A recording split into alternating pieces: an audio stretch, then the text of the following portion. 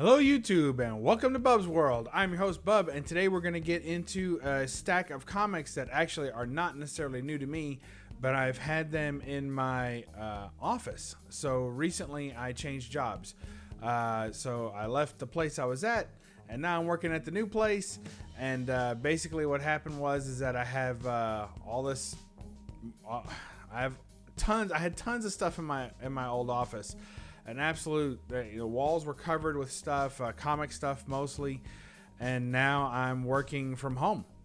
So all this stuff had to get crammed into here. So you can kind of see on the wall over here, there's my original Foom poster and signed by Steranko. There's my Bill Ward Torchy, and this is my Bub's World from the con. So there's lots of things that have kind of entered into the room as new, kind of new to this room, but they've been at the office for a while. So anyway, without further ado, let's make me small and get to the hall, I guess. So I'm bringing stuff in from my old office, and let's see how it goes, which I have a ton of comics to go through that I haven't shown recently, about a short box worth of books that I've picked up in the last 2 months or so. So I got plenty of stuff to show new, but I just wanted to show these because you never get to see them on the channel because they're always at my old office. So, all right, let's make me small and get to the hall. Yo!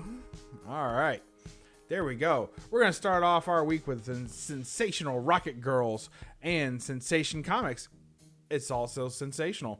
All right, so first up, I had these hanging up in the wall. A lot of these were just kind of conversation starters, so they weren't necessarily books that I thought were the greatest books ever. But I loved having books in the office because anytime somebody came around and was like, hey, do you, what is this? Oh, you collect comics? And you have to listen to the story about how somebody had the first Superman but sold it, 30 years ago. You're like, okay, sure you did. But anyway, here you go. Here's your Incredible Hulk number 181. First appearance of, second appearance of Wolverine. But this is the Mexican edition, so it has that foil. I love these foil editions. There's about 3 or 4 different packs of these, and you can see the foil on his claws, on the chains. Just about anything that would be metal is foil. So that looks great, including the Wolverine. So very cool. I love that thing. Those look amazing. Absolutely amazing. And they come in a 3-pack. So this one is the giant size X-Men. You can see Colossus is all shiny and his claws are shiny. And the giant size X-Men, it's kind of pinkish, but it's pretty shiny too. So, oh, there's my X-Men. Yeah. Of course, mine is, my original is kind of sun faded, so it's more orangey. So this actually looks more red than my original. And then last but not least, we have this Wolverine number 1 with killer claws right there. Doesn't that look beautiful? Look at that. And they even did the blue behind the Wolverine. So you can kind of see. There you go. Catch that in the glare. That's what we have going on there. And then I'm in insurance. That's kind of my industry. So here we had Super Duck, the Cockeyed Wonder. And I love Super Duck, the Cockeyed Wonder. And it says, it's the insurance company, Soup. They're calling to let you know your accident policy just lapsed. And look at him. Isn't that great? Little Fauntleroy there. It's got a great date stamp.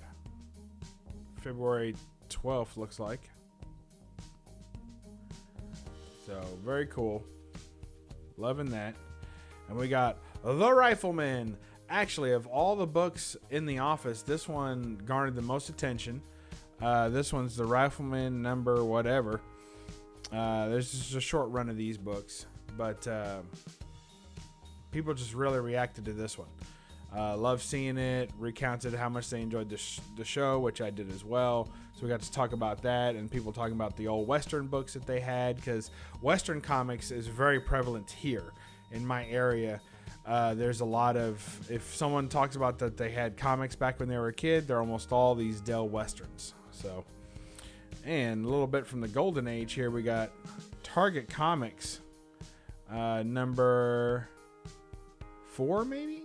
Volume 9, number 4, with a nice LB Cole cover. gorilla fighting the buzzard. Those guys look like they're about to have a bad day. Look at that. 52 pages of thrill-packed action and gorilla feet. Can't go wrong there. Some nice gorilla feet. So, very cool. Target Comics. All right. Sticking in the golden age, we got Wings Comics number 60. And I had these up on the wall because I was hoping if somebody saw older books, then they would get the idea. I mean, I had the Wolverine stuff up, and that kind of catches people's eyes, and it's somewhat familiar to them if they've ever collected comics or been around comics. But this Wings 60, man, Lee Elias Planes is where it's at for me. Not a big war comic collector, but I love Planes, and seeing Lee Elias, it's best. That's the best. Jungle Comics number 112. This is one of my favorites. I had this closest to me in the office, and it's my favorite.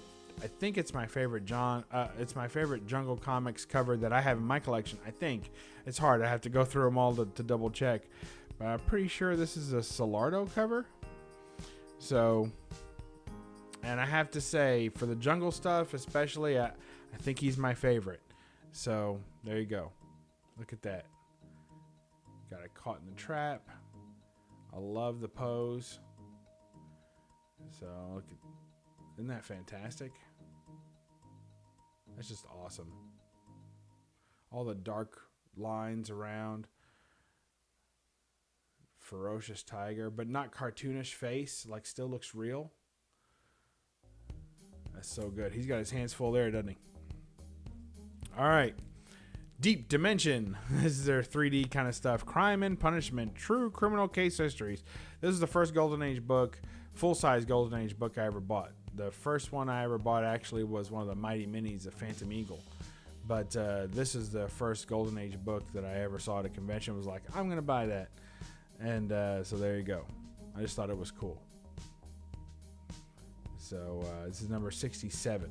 Crime and Punishment, number 67.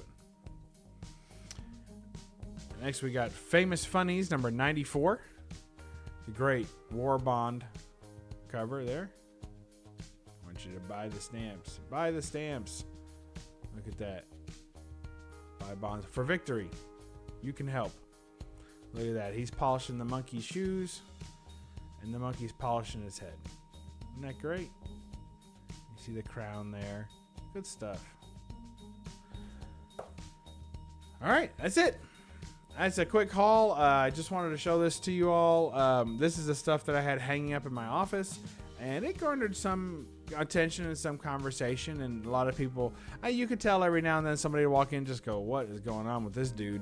Then other people would walk in. I had a guitar in the office, brought that home, and I had a plant, and lots of things that would start conversation, and people were pretty good about that.